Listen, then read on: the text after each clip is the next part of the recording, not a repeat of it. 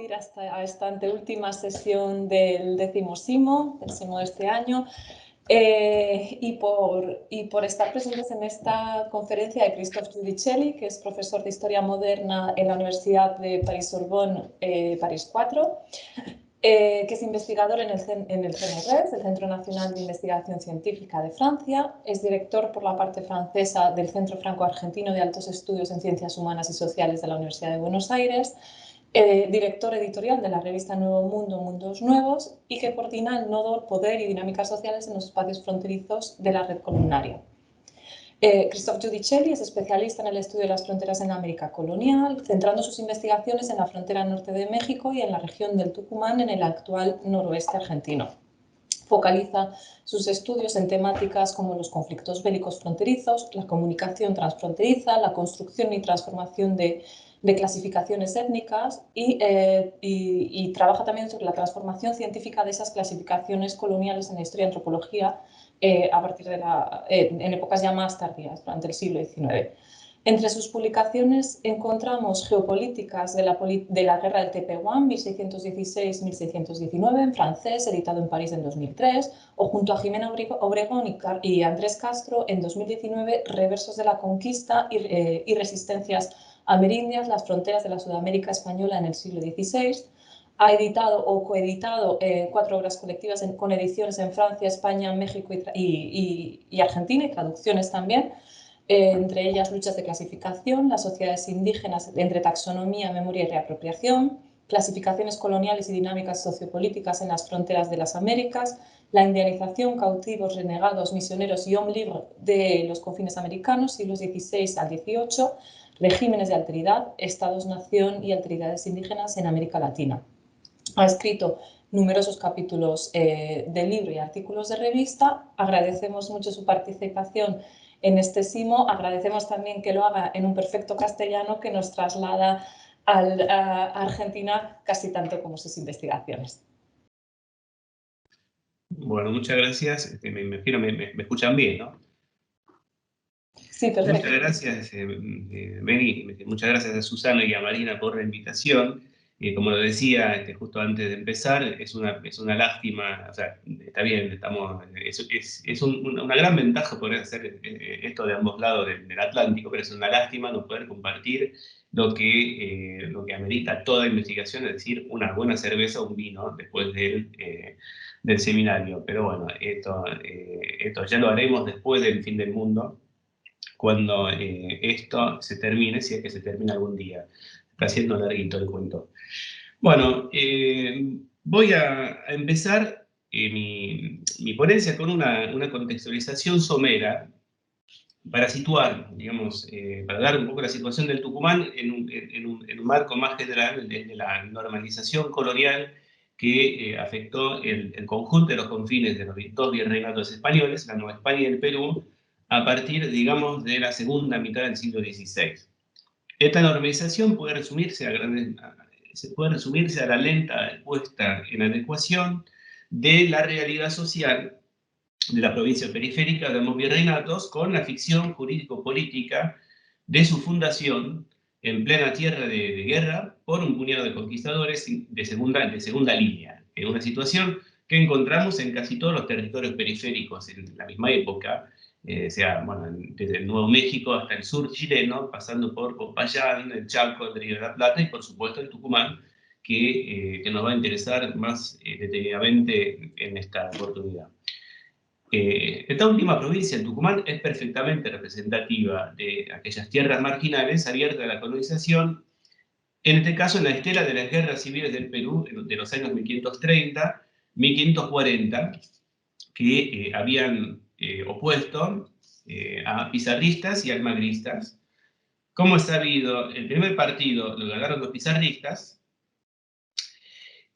con la derrota de los almagristas en la batalla de las Salinas y la ejecución de Diego de Almagro en 1538. La revancha la ganaron los almagristas, encabezados por Diego de Almagro, el mozo, el hijo mestizo de su padre, por supuesto, con el asesinato de Francisco Pizarro en 1541, pero el licenciado Cristóbal Vaca de Castro, enviado por Carlos V a poner un poco de orden en todo esto, derrotó a los almagristas en la batalla de Chupas, se ejecutó a Diego de Almagro el Mozo, las cosas parecieron volver a su cauce normal, cuando llegó el primer virrey del Perú, Vasco Núñez de Vela, el cual quiso aplicar a rajatabla las disposiciones sobre la abolición de la encomienda y provocó la ira de los encomenderos, quienes, encabezados por Gonzalo Pizarro, medio hermano de su hermano, Francisco Pizarro, se lanzaron en una tercera guerra muy cruenta, mataron al virrey en 1546 en la batalla de Niquito, antes de ser derrotados a su vez 2 años más tarde en la batalla de Cajicaguana, cerca de Cusco. Bueno, si evoco todas esas cosas, que supongo que todos ustedes conocen al dedillo, es porque la invención de lo que iba a ser la provincia de Tucumán se cocinó al calor de esas guerras civiles, y además lo hago para remarcar la relación muy fuerte que mantuvo el Tucumán con el Perú durante casi todo el periodo colonial. Insisto, porque el Tucumán no tuvo relación alguna con el Río de la Plata durante muchas décadas, por no decir la casi totalidad del periodo colonial. El Tucumán dependía de la audiencia de La Plata, hoy Sucre, y más allá dependía de Lima.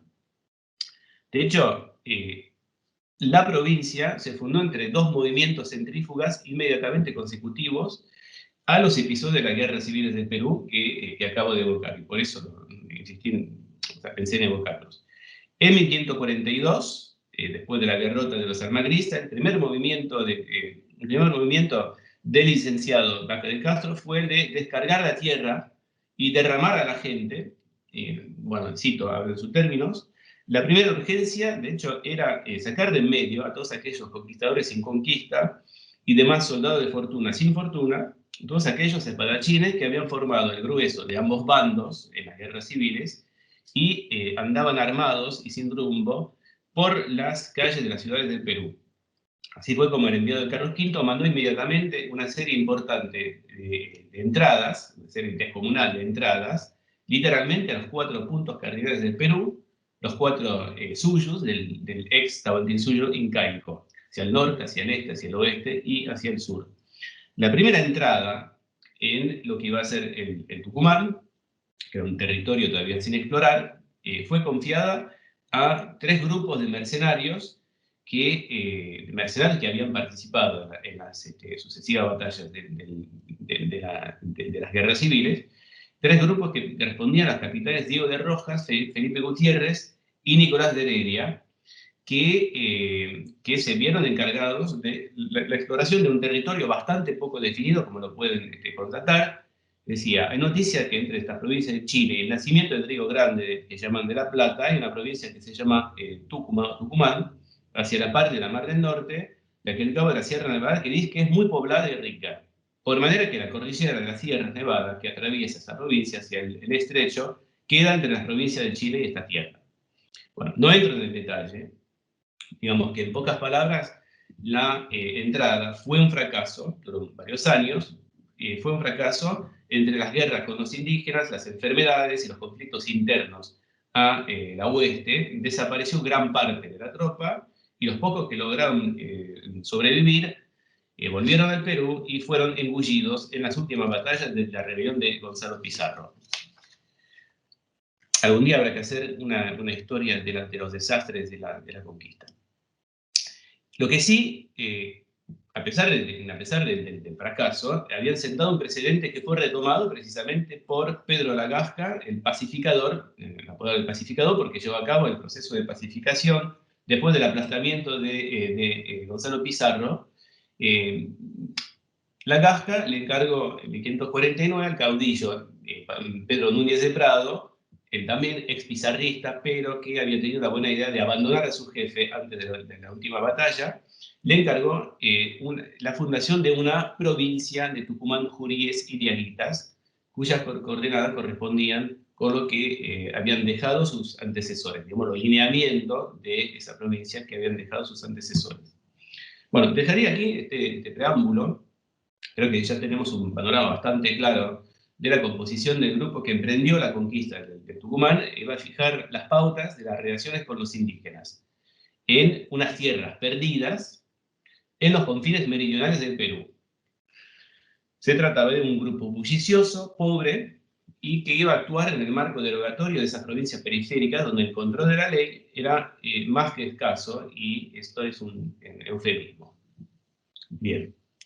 Seguir el proceso de normalización de esas tierras de frontera equivale en los hechos a reconstruir la inclusión lenta y caótica de sus habitantes originales en el espacio de la soberanía hispánica, una inclusión que implicaba, antes que nada, la sujeción de los grupos indígenas y su incorporación en las diferentes instituciones coloniales, es decir, su inclusión en las redes misionales, su reducción a pueblos, su sumisión a las distintas modalidades de trabajo forzado, como la encomienda, la mita, sin hablar de la esclavitud todavía masivamente practicada hasta fechas muy tardías contra los indios capturados en guerra justa, pero como siempre había guerra, siempre había pretexto para capturar a unos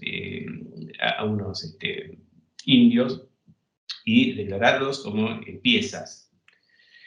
Bien, ese periodo se caracterizó por la extrema violencia, una violencia que apuntaba a tener un efecto de largo plazo sobre el modo de vida, las costumbres cotidianas, la apariencia física y hasta el idioma hablado por los indígenas, unos indígenas marcados por lo que Michel Foucault llamaba el trabajo microfísico del poder.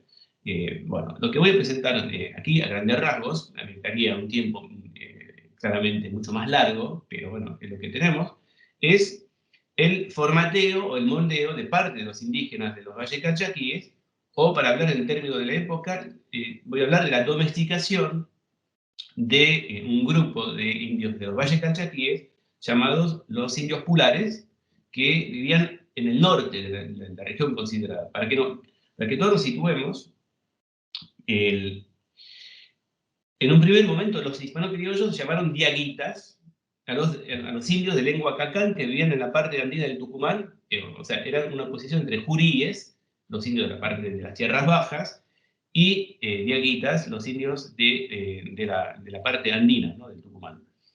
Y en particular, esos diaguitas se los situaba en los altos valles de los ríos Calchaquíes y Santa María, que hacen como un corredor de varios centenares de kilómetros entre dos cordilleras, la cordillera de los Andes y las cumbres calchaquíes y la Sierra de la Conquista. Se trataba de un conjunto de sociedades andinas que ocupaban uno de los márgenes más agitados, al parecer, del Tahuantinsuyo inca cuando llegaron los europeos. En un segundo momento, bajo el efecto del avance del Frente de Conquista y de colonización, bueno, eso es en la segunda mitad del siglo XVI, ese primer conjunto diaguita se fragmentó en tres subgrupos repartidos de norte a sur en pulares, calchaquíes y diaguitas. Hoy voy a interesarme primero en la política general de tratamiento de los cuerpos rebeldes por los agentes del poder colonial, antes de pasar a enfocarme más precisamente en los marcadores de diferenciación social, territorial y hasta corporales, inducidos por este mismo poder. Unos marcadores que terminaron volviendo operatoria la separación física en aquellos dos bloques de población, grosso modo, lo que permitía distinguir, para decirlo de una forma más simple, lo que permitía distinguir inmediatamente amigos y enemigos, indios de guerra, indios de paz, indios amigos o domésticos, indios rebeldes o indios alzados. Empezaría por desarrollar brevemente algo que, si bien no constituye el objeto principal de esta charla, me parece importante recordar para que todos tengamos en mente el contexto específico, ultraviolento, como lo acabo de decir, de aquellas zonas marginales de la América Española, es decir, el tratamiento del cuerpo de los indios. Bueno, varias causas explican dicha violencia. La principal es de buscar, sin duda, en lo que acabo de decir, es decir, el lugar central de la guerra, de la confrontación en las relaciones entre los diferentes grupos en presencia en el Tucumán. De hecho, en ningún momento, desde la llegada de los primeros colonos, venidos del Perú, hasta los años 1660, es decir, hasta el momento en que se organiza la deportación sistemática de los grupos calchaquíes, En ningún momento el conflicto estuvo ausente de las preocupaciones cotidianas, tanto de los hispano-criollos como de los indígenas. Se suelen destacar 3 periodos de guerra abierta que corresponden a los 3 periodos de mayor alzamiento de los calchaquíes. El primer periodo, 1562-64, que es un periodo negro para los colonos, que tuvieron que despoblar bajo una lluvia bastante nutrida de flechas 4 de las 5 ciudades que acababan de fundar: Córdoba de Calchaquí, en el corazón del Valle de Calchaquí; Londres, de la Nueva Inglaterra, remite al momento en que Felipe II estaba casado con la reina de Inglaterra.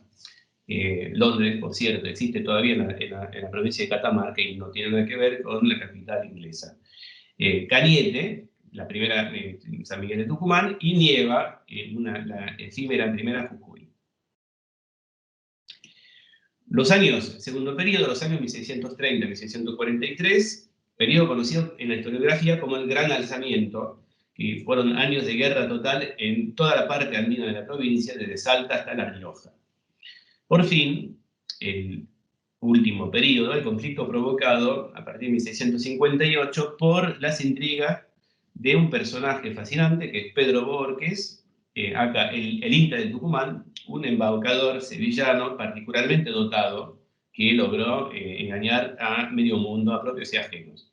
Fueron años de guerra también muy duros que desembocaron en la derrota definitiva de los calchaquíes, su desnaturalización, su deportación sistemática y su relocalización forzosa en los 4 rincones de la provincia, pero también en Santa Fe y al sur de la actual ciudad de Buenos Aires, donde la ciudad de Quilmes todavía conserva el nombre de uno de los grupos que fueron deportados, los Quilmes. Bueno, por supuesto que esos 3 episodios mayores no agotan el campo de los conflictos armados, ni el de las múltiples entradas o malocas, para emplear un término local, malocas organizadas desde la ciudad de Salta o desde la de San Miguel de Tucumán, contra tal o cual grupo acusado de no cumplir con sus deberes coloniales o de estar alzado.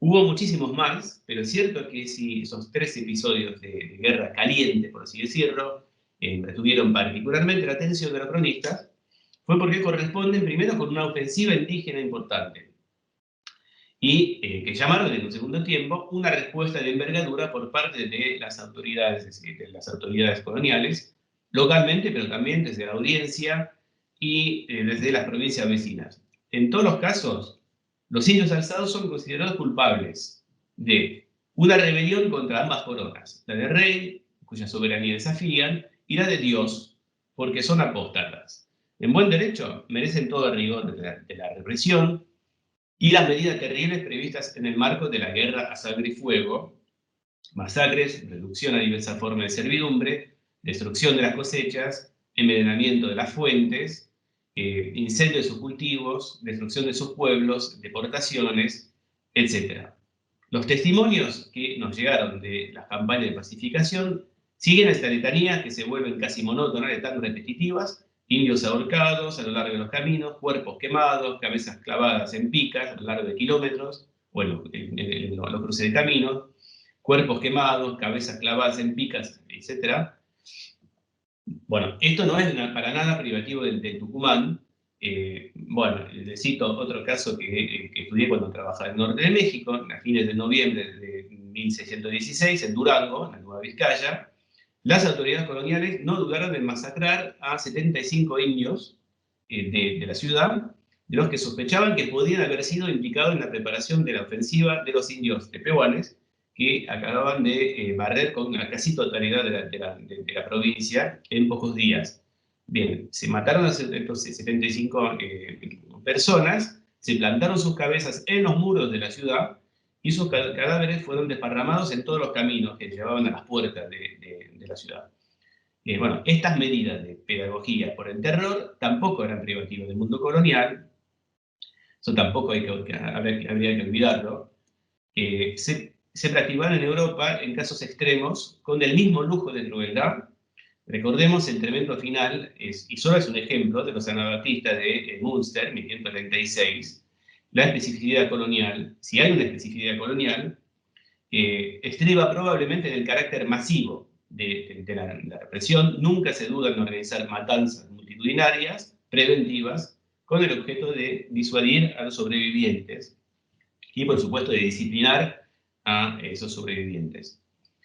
Tamaña puesta en espectáculo del terror apunta evidentemente a impactar, ¿no?, los espíritus, marcando físicamente y marcando tétricamente también el territorio que se quiere pacificar. La exhibición masiva de cabezas cortadas, la multiplicación de ejecuciones públicas delimita a la vez física y simbólicamente el espacio de la soberanía cuestionado por la rebelión. De ahí que el suplicio más refinado y más fuerte venga reservado a los más culpados. Bueno, aquí los cabecillas del movimiento de los anabatistas de Munster, pero si volvemos a los valles calchaquíes, tenemos a la vista la suerte de un cacique, Juan Chalemín, el cacique de los indios Malfines, y principal líder rebelde en los años 1630 en la región de Londres.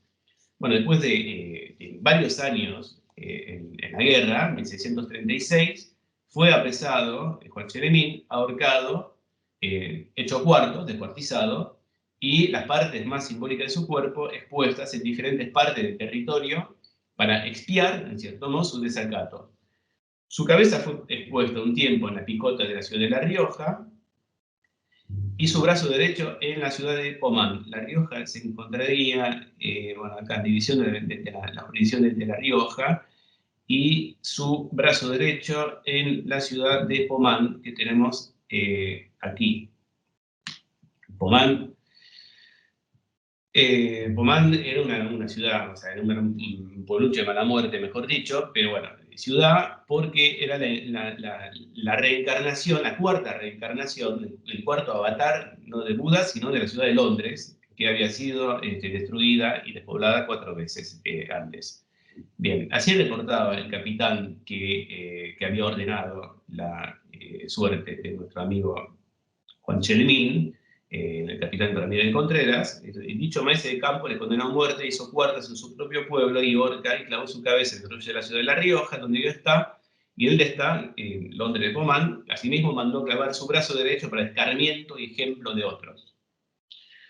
Bueno, es cierto que su caso era particularmente grave. Además de su propia actuación militar de calidad contra los representantes de la corona y contra los religiosos, se había atribuido unas prerrogativas intolerables a ojos de las autoridades coloniales.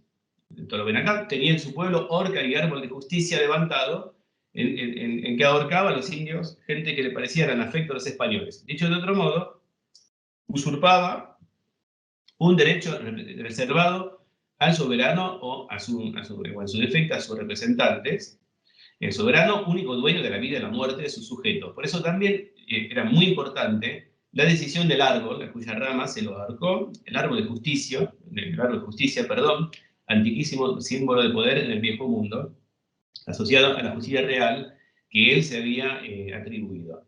Otro ejemplo espectacular, también sacado de la historia del Tucumán, es la muerte del farsante sevillano ya mencionado, el amigo Borges, Pedro Borges, unos 20 años más tarde, en Lima. Como se sabe, él se había autoproclamado inca y también había desafiado la autoridad real, provocando una rebelión que había llegado a amenazar de nuevo las ciudades de Salta y San Miguel de Tucumán. Por esto y por otros delitos, se le dio garrote en la cárcel antes de cortarle la cabeza. Su cuerpo fue exhibido durante varios días en la plaza pública y por fin su cabeza terminó clavada entre las de 2 caciques, también condenados por rebelión, en el puente que conducía al barrio indígena de San Lázaro, una operación bastante eficaz de pedagogía visual, que no vamos a practicar en las universidades.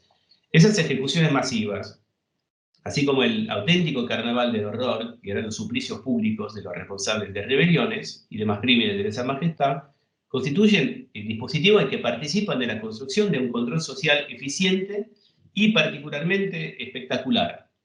Sin embargo, no son sino su borde externo, su borde más afilado, si se quiere, sirven para delimitar o restaurar, en tiempo de crisis, el espacio de la soberanía al restablecer el derecho de muerte del soberano como único garante de la paz civil aún sembrando con cadáveres todo el territorio al que se trata de reincorporar en la esfera de soberanía. Bueno, pero distan de ser la única modalidad de normalización, aunque solo fuera por razones demográficas. Los colonos no podían matar a todo el mundo porque tenían una necesidad bastante cruel de mano de obra. No podían contentarse con colectar cabezas, porque su propia supervivencia dependía directamente del cuerpo de los indios, y un cuerpo sin cabeza ya no sirve tanto. En tiempos de paz, valga la palabra, después de lo que dije, las ejecuciones capitales eran mucho menos frecuentes y los castigos más modulados en función del delito del que habían sido reconocidos culpables los indios. Sus castigos eran siempre físicos, se consideraba que eran los únicos apropiados para la edificación y el control de una categoría de población considerada como menor.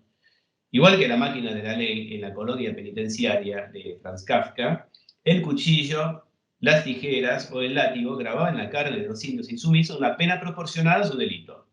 La ley, o mejor dicho, la marca del poder, se escribía siempre en el cuerpo de los condenados, las más veces mediante la amputación de alguna parte no vital, además de los castigos habituales que venían a sancionar las transgresiones menores, azotes públicos, golpes, penas muy humillantes. Las penas más comunes eran pues las amputaciones y las mutilaciones. La gran ventaja de esas mutilaciones era que dejaban una huella cruel e indeleble, un estigma visible de todos y que duraba mucho tiempo, por razones obvias, que mucho más tiempo que la exposición de un cuerpo colgado o de una cabeza clavada en una picota. Entre esas mutilaciones hay que citar la amputación simbólica, pero igual de infamante, en esas tierras, que era el hecho de trasquilar públicamente a los reos, una práctica masiva en el conjunto del Virreinato del Perú. Como lo veremos más adelante, era un castigo particularmente humillante. Por supuesto, esta amputación simbólica solo es un botón de muestra de las extracciones corporales practicadas. Entramos aquí con el hacha de verdugo en el meollo de la cuestión y en lo más vivo del cuerpo. El panel de mutilaciones era rico y muy variado. Se podía cercenar orejas, narices, sacar los ojos, cortar dedos, cortar partes pudendas, una mano o ambas, y por supuesto los pies. Existía una variante muy común para esta última operación: se cortaba el tendón de Aquiles o el jarrete, algo que se llamaba desjarretar o desgarronar, un localismo que parece venir del portugués, una práctica común para el ganado mayor y que tenía un terrible efecto invalidante.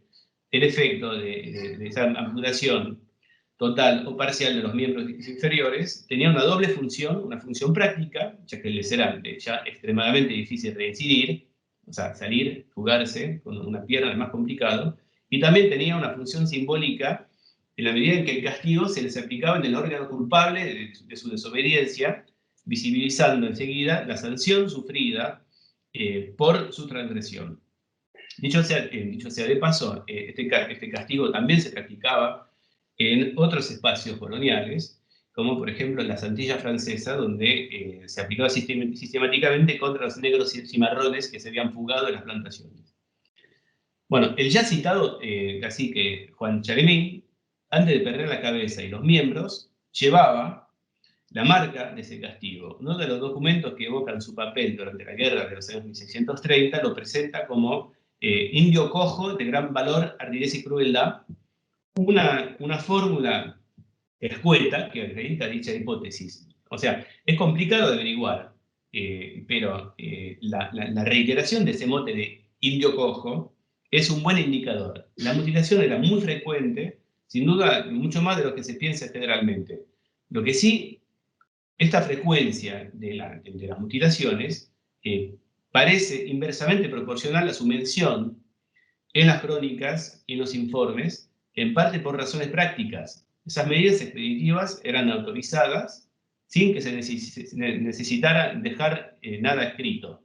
Primero, porque formaban parte de un catálogo de castigos comunes, y segundo, en el caso más específico que nos interesa, para el Tucumán, pero me imagino que habrá sido lo mismo para otros confines, por cuestiones que hacen a la escasez de medios de todo tipo en aquellos confines. En este caso, escasez de papel.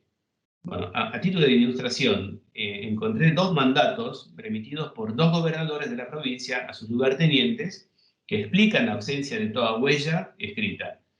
Cito el que recibió en 1576 el capitán Juan de Molina Navarrete, lugarteniente en la ciudad de Santiago del Estero, del gobernador Gonzalo de Abreu. Soy informado que en los términos de esta ciudad de Santiago del Estero andan muchos indios salteadores robando y matando a la natura de esta jurisdicción y matando y comiendo muchas yeguas, caballos y otro ganado. Vos cometo y mando que luego que mi mandamiento vos sea entregado, vayáis a cualesquier pueblos, partes y lugares donde entendieredes que andan o están los dichos malhechores, y averigüéis breve y sumariamente como mi capitán de campo, que para el dicho efecto vos elijo y nombro, que indios, caciques y otras personas que hacen y cometen los dichos delitos y dan favor y ayuda para ellos, sin que intervenga para ello papel ni tinta, ni se haga otra diligencia alguna más que la que de palabra tomaredes, por no dar lugar a ellos la pobreza de la tierra, hagáis hacer que los dichos delitos, castigos ejemplarios, que os pareciere necesarios, para que cesen los dichos robos, crímenes y muertes, condenar a los culpables en pena de muerte y descarretándolos y cortándoles narices, pies, manos y las demás penas que os pareciere necesario. Casi nada. Bueno, dado que encontramos la misma instrucción 7 años más tarde, casi idéntica, remitida por otro gobernador a otro lugarteniente de otra ciudad de la provincia, es lícito pensar que este texto aplicaba de forma sistemática. Este tipo de mutilaciones se practicaba también en el marco, lamentablemente, en el marco de las relaciones privadas. Era ilegal, pero masivamente practicado. Trabajos recientes sobre las visitas federales realizadas por las autoridades locales o por los jueces de la audiencia de Charcas en el siglo XVII, hay varias en el siglo XVII, muestran sin equívoco que los encomenderos y sus capataces en los pueblos de indios, los pobleros o mayordomos, practicaban con regularidad este deporte en el cuerpo de los indios que se encontraban bajo su responsabilidad. Algunos de ellos hasta tenían auténticos instrumentos de tortura en su propia casa que usaban contra los indios de su encomienda. Era totalmente ilegal, pero regularmente denunciado. Esas medidas, por muy comunes que hayan sido, no son, sin embargo, sino la manifestación excepcional o inflamatoria de la normalidad colonial. La delimitan poniendo mojones espectaculares, lo que es más difícil de percibir, que este límite, hecho de horcas, picotas y cuerpos mutilados, es lo que formatea de forma más general y silenciosa a las poblaciones sometidas, lo que define su adecuación, a la norma colonial. El punto de partida es evidente. Es el estado de barbarie plasmado en un montón de textos de la época y tratados. Bueno, aquí, por ejemplo, uno de los textos más famosos de José da Costa, y que remarca la falta de policía cristiana de casi todos los grupos de los confines, definidos por defecto de civilización, para emplear un evidente anacronismo. La policía cristiana y la civilización son dos cosas distintas. Defecto de buenos modales y, como no, de fe cristiana, apostólica y romana. Son pueblos sin fe, sin rey, sin ley. También se conoce el punto de llegada, hacia el que apunta el proceso de transformación, es la entrada en la policía cristiana de esos mismos indígenas.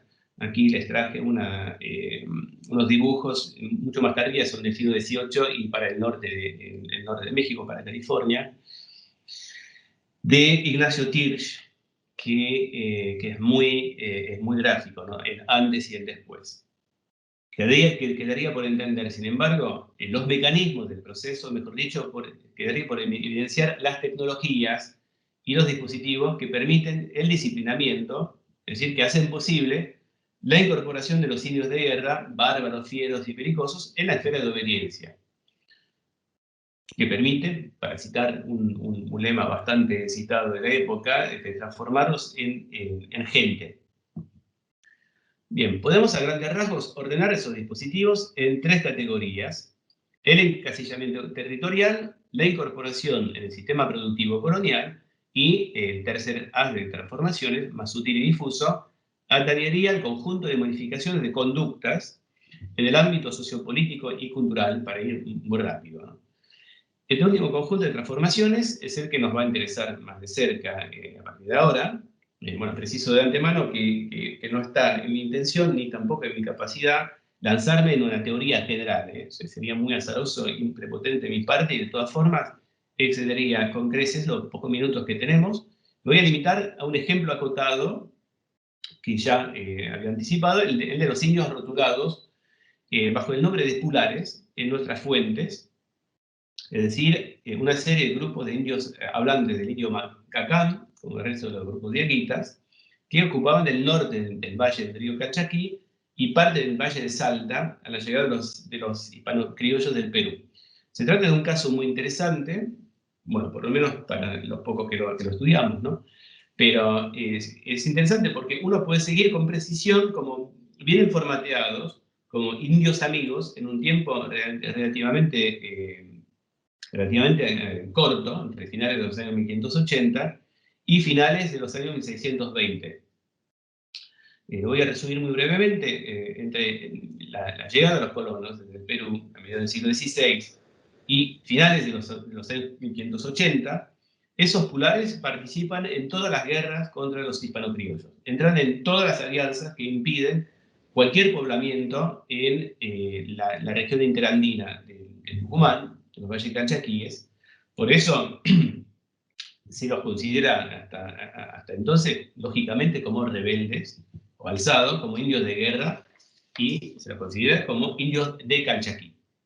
La situación cambia a partir de la fundación de la ciudad de Salta en 1582 y sobre todo después de 1588, cuando una serie de campañas militares de envergadura derrota y somete a parte de los calchaquíes de forma eficiente, ¿no? Son esos mismos pulares, los más cercanos a la ciudad de Salta, los que más sufren las consecuencias de esa ofensiva.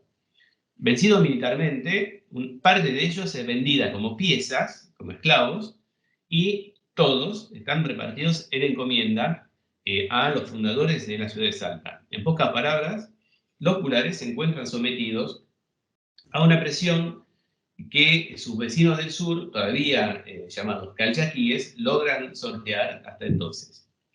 El hecho es que, paulatinamente, su conducta colonial cambia, hasta volverse notablemente distinta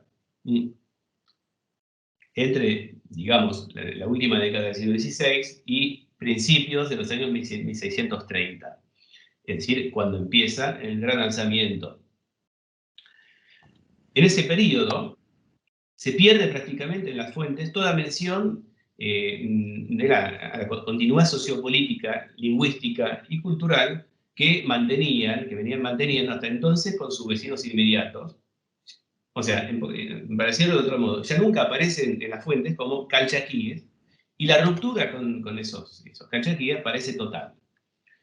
Tanto es así que las autoridades coloniales evocan sistemáticamente una línea de demarcación que antes no existía, una frontera que separa nítidamente a dos bloques de población indígena homogéneos y, sobre todo, dos bloques irreductiblemente distintos. La raya de los pulares sería ese parteaguas, esta línea. La raya de los pulares pasaría entre el pueblo de Pular de Atapsi y el primer pueblo calchaquí de Pompona, ubicado a 2 leguas más hacia el sur, siguiendo el curso del cauce del río Calchaquí. Bueno, ¿qué pasa? Durante esta guerra, el gran lanzamiento, que empieza a fines de 1630, precisamente en ese lugar, en las inmediaciones de Atapsi, los pulares constituyen el cuerpo auxiliar de supletivos de indios amigos, el cuerpo más importante en el ataque contra los pueblos rotulados como calchaquíes. Lo que explica por qué se los debe desplazar después a todos y se los debe relocalizar en el Valle de Salta, del otro lado de la sierra, del otro lado de las cumbres calchaquíes, para ponerlos a salvo de las represalias a las que su actuación al lado de los españoles los había expuesto, y también, pero esto es más complejo, también para evitar que terminen cambiando de alianza. Esta separación radical entre pulares y calchaquíes no evidencia para nada, bueno, por lo menos desde mi punto de vista, ninguna diferenciación étnica anterior. Bueno, hay todo un debate sobre la cuestión, mejor no entro en el detalle. Me parece que Al contrario, remite claramente a una separación de orden político imputable a la nueva relación de fuerzas colonial dentro de la provincia. En pocas palabras, los pulares, en el espacio de pocas décadas, pasaron a ser el parangón de los indios amigos, hasta el punto de que se los llame la mayor fuerza de amigos que hoy tiene aquí esta provincia. Cito al gobernador de turno, Felipe de Albornoz, a finales de los años 1620. Pasaron del estatuto de indios de guerra, y por lo tanto parte del conjunto calchaquí, a ser el modelo de integración y de sumisión. Ahora bien, el fundamento de la separación entre dos sectores de un mismo espacio sociopolítico, el Valle de los Pulares versus el Valle Calchaquí, es claramente una operación simbólica de indudable índole operativa. La raya de los Pulares, desde mi punto de vista, insisto, es una frontera de guerra, es un dispositivo político heterónomo que materializa la capacidad de disciplinamiento del espacio social por parte del poder colonial.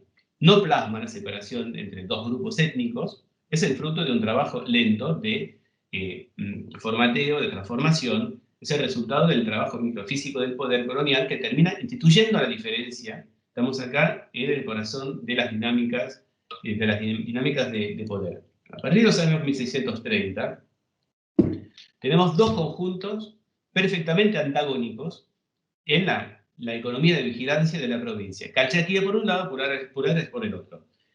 Está bien, pero quedaría por entender lo que diferenciaba realmente esos dos bloques.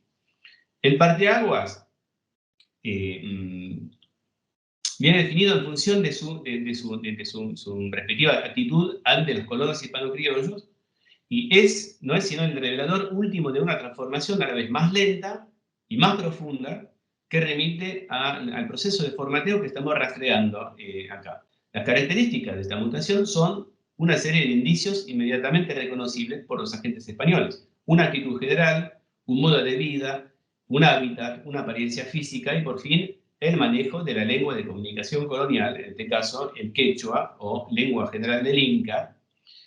Bueno, todos estos son marcadores que los distinguían de sus vecinos todavía asignados por la infidelidad calchaquí. Estos estigmas de fidelidad, por así decirlo, son el resultado de ese trabajo microfísico que nos interesa aquí y que vamos a tratar de analizar un poquito más en detalle. La diferenciación de los indios pulares es perceptible en fechas relativamente tempranas, en todo caso desde los primeros años del siglo XVII. El texto más pormenorizado que tenemos sobre este punto es un informe jesuítico, el informe escrito por los primeros misioneros jesuitas, hubo jesuitas antes, pero no eran misioneros, y después de su primera misión volante desde Salta, en 1601. Se trata, por supuesto, de un hermoso texto de propaganda que apunta a convencer del beneficio que se puede esperar del trabajo apostólico de la Compañía de Jesús en los valles. Con todo, no deja de ser muy interesante porque los misioneros son auténticos especialistas de la transformación social. Las misiones no se limitan a su única función de evangelización, constituyen, sobre todo en esos márgenes, un dispositivo civilizador, un dispositivo normalizador con todas las letras. El informe del padre Diego de Torres, que lo escrito en 1601, creo que es el primero a oponer sistemáticamente a calchaquíes y pulares.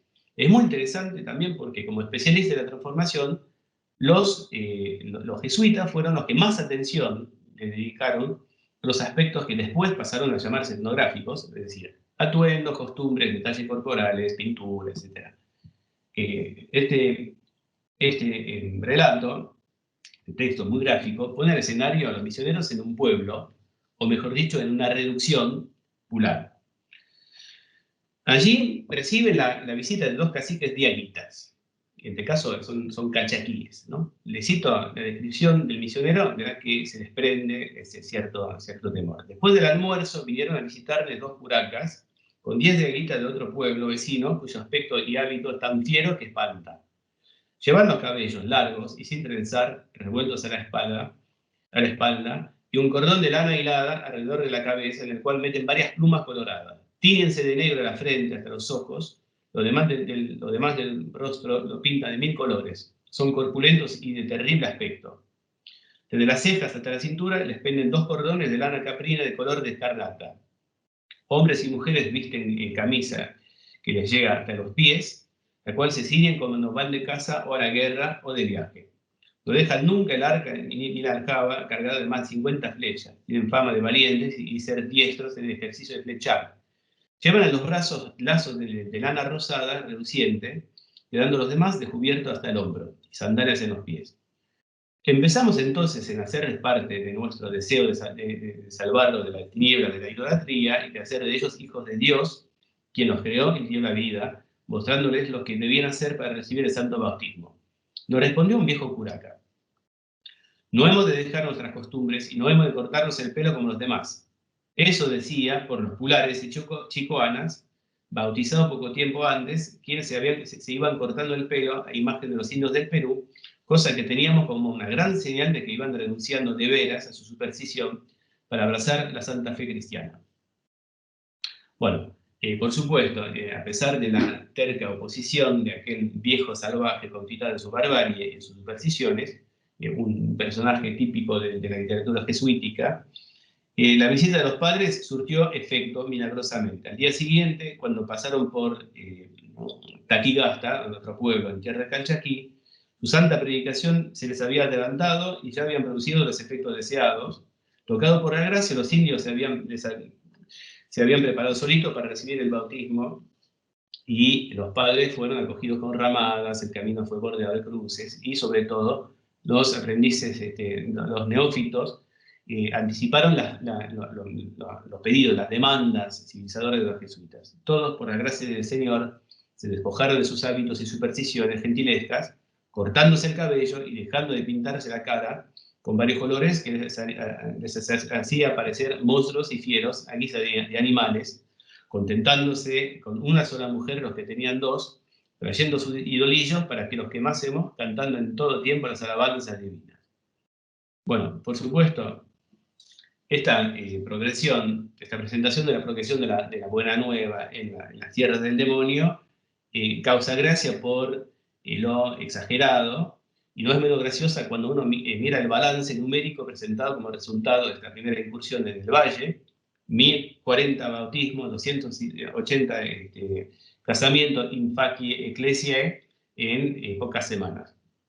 Nos interesa, sin embargo, por lo menos por 2 aspectos fundamentales. Primero, atención prestada a la organización del espacio, en este caso, las cruzas dispuestas a lo largo del camino, y sobre todo por la apariencia física de los indios. La adopción de una apariencia conforme a las exigencias de la policía cristiana se consideraba en efecto como una prueba fundamental de la entrada en la obediencia. Se trataba de una de las mayores preocupaciones de los jesuitas, hasta podríamos decir que, en cierto modo, el hábito hacia el indio tanto como al monje, ¿no? La estandarización física de los neófitos se consideraba un avance fundamental en la política de extirpación de los restos de idolatría.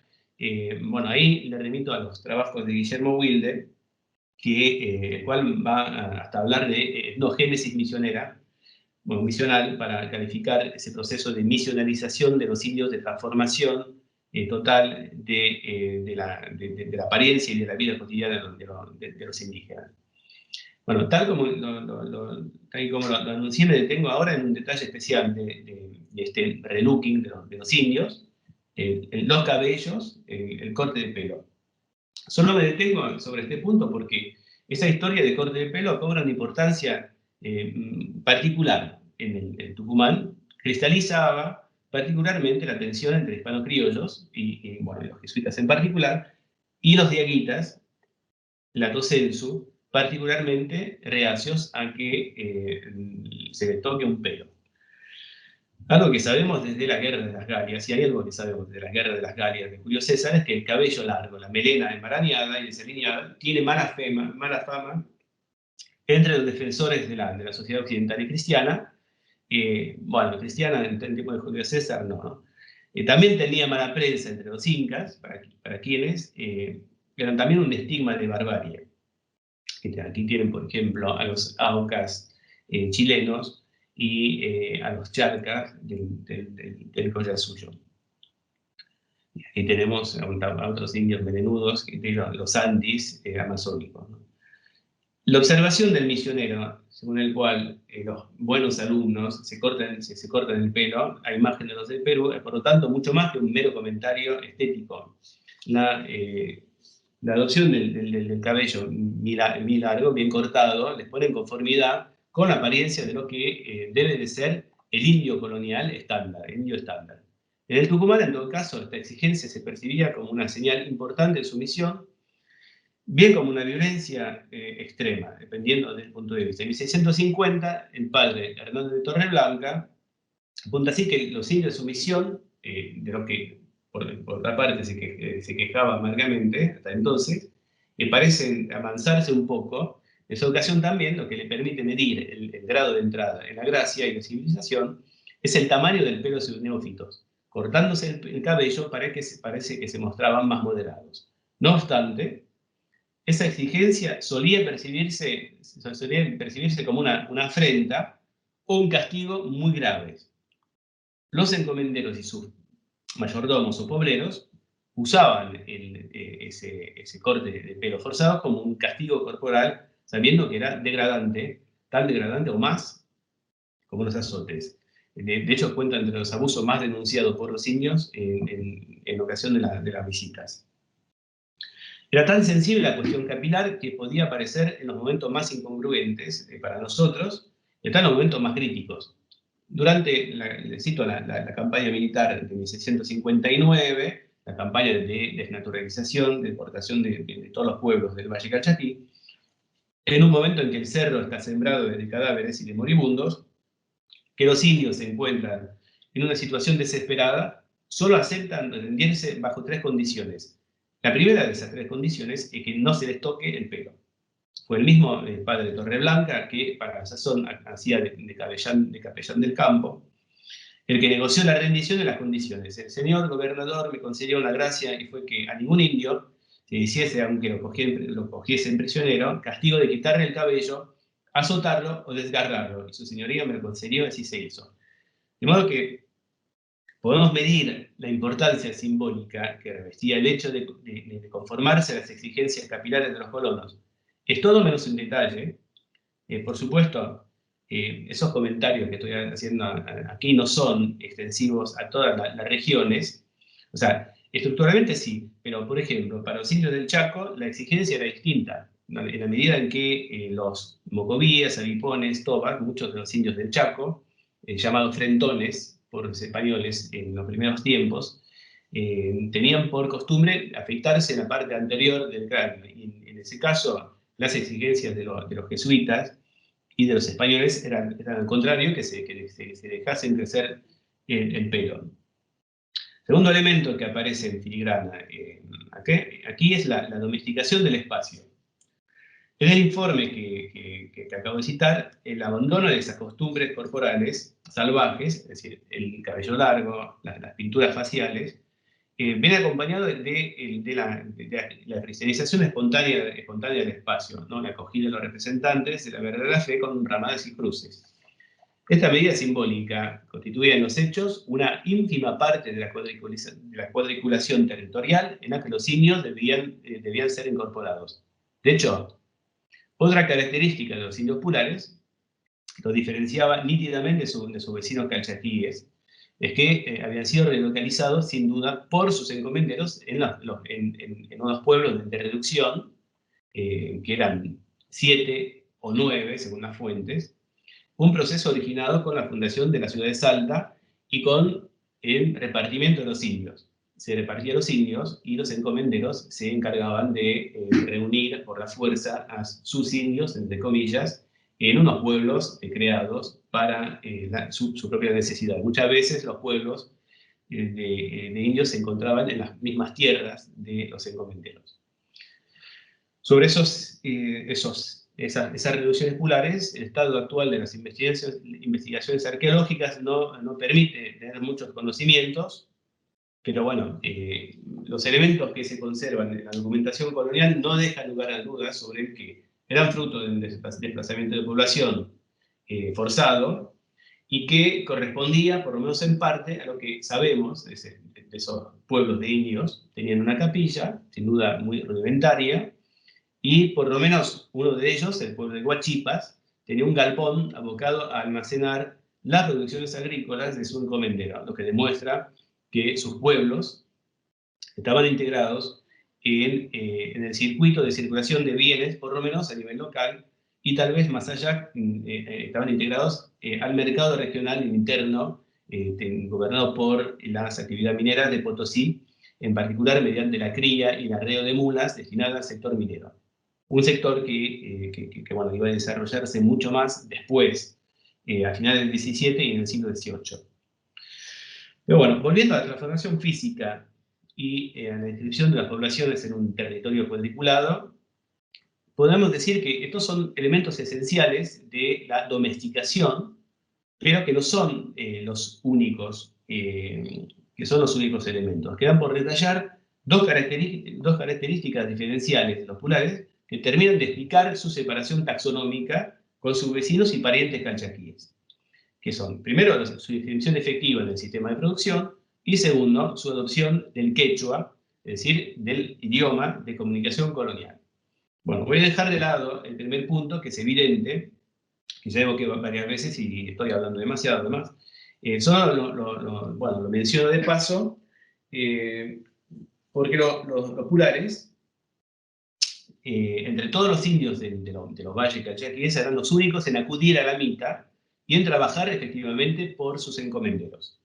Estaban debidamente empadronados y en principio no se salvaban de las diferentes formas de reclutamiento laboral. Tal y como lo vimos previamente, estas prestaciones incluían el servicio militar al lado de las milicias españolas para luchar contra sus propios vecinos, parientes, exaliados, futuros aliados, etc., en toda la parte del corredor interandino, pero sabemos que habían sido reclutados también contra otros grupos, en particular para la quebrada de Humahuaca en el norte. Segundo punto, es más complejo, es el del manejo del quechua, es decir, la lengua generalmente practicada en los Andes centrales y difundida en el tiempo del Tahuantinsuyo. Es una cuestión compleja, puesto que al haber sido el Tucumán una antigua marca del Tahuantinsuyo, sabemos que el quechua, sabemos que ese idioma pudo haber sido practicado puntualmente, por lo menos en algunos lugares. En el caso que nos interesa más directamente aquí, es decir, el norte de los valles calchaquíes, correspondería a una antigua provincia o huamani inca, que sería bueno, no aparece acá, que sería el de Chicoana. Pero nada indica, ante fechas extremadamente tardías, que sus habitantes hayan practicado masivamente el quechua. Lo que en cambio nos consta es que los colonos hispano-criollos, de los que vimos que muchas veces venían del Perú, y no entran en detalle, pero muchos eran mestizos, que los colonos hispano-criollos habían generalizado el quechua como lengua franca en todas las regiones periféricas del virreinato del Perú. Igual, por cierto, que habían favorecido la difusión del náhuatl hacia el norte de México en la Nueva España. No me explayo sobre este punto, menciono por lo menos algunos hechos que no dejan ninguna duda sobre el carácter colonial de la extensión de la lengua general del Perú. Dos cosas que hacen a la esfera religiosa y también a la esfera del gobierno de la provincia. En lo que hace a la doctrina o evangelización, en el caso de los jesuitas, sabemos que recibieron una capacitación en quechua. De hecho, el primer jesuita en pisar el suelo tucumano, Alonso de Barzana o Bárcena, era incluso un eximio especialista, porque era docente de quechua en Potosí, donde enseñaban el quechua a los futuros misioneros. En 1602, el sínodo celebrado en San Miguel de Tucumán preveía explícitamente que los curas debían pronunciar sus predicaciones a los indios en quechua. Cito: porque ya gran parte de los indios rezan y van siendo ladinos en dicha lengua. En lo que toca el poder temporal, las élites locales reclaman en 1613, cito, que el gobernador sepa la lengua federal del Inca, que muchos de los indios de esta provincia se entienden, particularmente los que sirven en los pueblos y casas de los españoles. De modo que el quechua ya era el idioma de comunicación colonial en el marco de la política de evangelización, porque los religiosos, por lo menos la aplastante mayoría de ellos, habían recibido una formación en quechua y no en cacán, pero también en la relación de producción. En algunos sectores, para nombrar cosas tan importantes como las unidades de medida o para nombrar algunos cargos de control, el quechua contaminaba el castellano. Si, por ejemplo, con un cura de la región de Londres, el padre Juan Jiménez, a principios del siglo XVII, podía denunciar los abusos de los encomenderos y de los secuaces en los obrajes, en los talleres de Londres. Dice, todos los días de la semana el obrero y camallo de cada pueblo juntaba al amanecer a los juracas y fiscales de los indios para repartir un garzo de lana para hilar. El garzo en este caso sería una unidad de medida en quechua que bueno, determina la cantidad de lana que se le daba a las indias. De tal modo que el manejo del quechua del siglo XVII por un grupo de indios diaguitas es más veces la marca de una incorporación al espacio colonial. En el caso de los juglares no cabe la menor duda. El grado de control de la lengua general del Inca puede servir también para fechar la entrada de esos indios en ese espacio. Los diferentes testimonios que tenemos sobre la deportación de los grupos calchaquíes hacia las tierras bajas de la provincia en la segunda mitad del siglo, y en particular en las inmediaciones de San Miguel de Tucumán, también son bastante elocuentes al respecto. Los neodeportados, los que son deportados después de 1659, solo hablan cacana, no hablan quechua, mientras que sus vecinos, que también hablan el cacano, pero que habían sido relocalizados en esa misma zona en las décadas anteriores, manejan correctamente el quechua. Bien, para concluir, diría lo siguiente: lo que nos enseñan las transformaciones de los calchaquíes pulares en indios de paz o en indios amigos es que esta transformación rebasa el marco de un mero cambio de alianza y no se limita al caso específico de esos indios.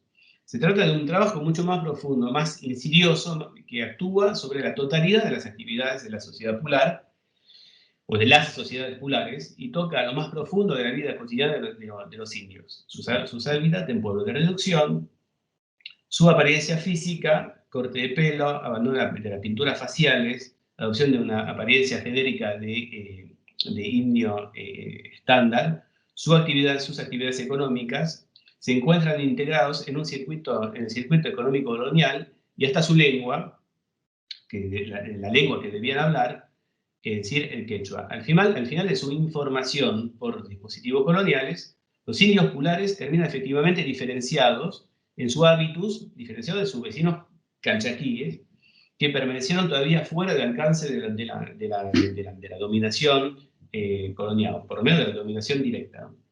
Sin embargo, habría que matizar fuertemente esta impresión de ruptura irremediable instituida en el discurso colonial y en la creación de una pseudolínea de demarcación.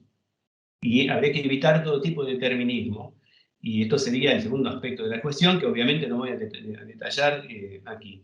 Esas transformaciones, igual que todos los cambios inducidos por la nueva situación colonial, eran profundamente inestables. Como lo mencioné hace un rato, entre 1631 y el principio de los años 1640, las autoridades provinciales habían desplazado a los habitantes de las reducciones pulares del otro lado de las cumbres calchaquíes y las habían reinstalado en las inmediaciones de la ciudad de Salta para protegerlos contra represalias eventuales, pero también para evitar que vayan a engrosar la fila de los rebeldes. Prueba bastante clara de que los estigmas de fidelidad de los que hablé recién no eran suficientes como para asentar completamente la dominación. De hecho, durante el alzamiento atribuido a Pedro Borges, a finales de los 50, 1650, Los pulares se encuentran de nuevo al lado de los calchaquíes y sufren, por cierto, la misma condena que ellos. Ya solo se los menciona en adelante como parte de los calchaquíes desnaturalizados y relocalizados en pueblos de reducción lejos de sus tierras de origen. Al contrario, los calchaquíes rebeldes supieron demostrar cuánto sabían y podían utilizar las apariencias y los códigos coloniales, retomándolos tanto para las necesidades inmediatas de la guerra como para la negociación. La diferenciación colonial, tal y como aparece en las fuentes, habrá tenido, sin embargo, unos efectos taxonómicos de largo plazo. La creación en el siglo XVII de una categoría de indios amigos o de diaguitas amigos, para Masenias, que respondían tanto a las necesidades de control de la antigua provincia del Tucumán como de la ejemplaridad misional, sufriría una transmutación inesperada a partir de finales del siglo XIX. Los sabios positivistas que descubrían las crónicas de aquella época, descubrían bloques de población separados, dotaron a esos pulares con unas cualidades naturales y un origen cultural distinto de los calchaquíes, llevando a su término el proceso de etnificación colonial y estrenando por lo mismo una larga serie de debates académicos todavía vigentes, de los que claramente no voy a hablar porque, bueno, ya hablé demasiado y nos llevaría demasiado lejos. Bueno, con eso termino. No veo a nadie, pero supongo que están por acá. Aquí estamos, Christoph, sí. Bueno, muchas gracias por esta sugerente conferencia.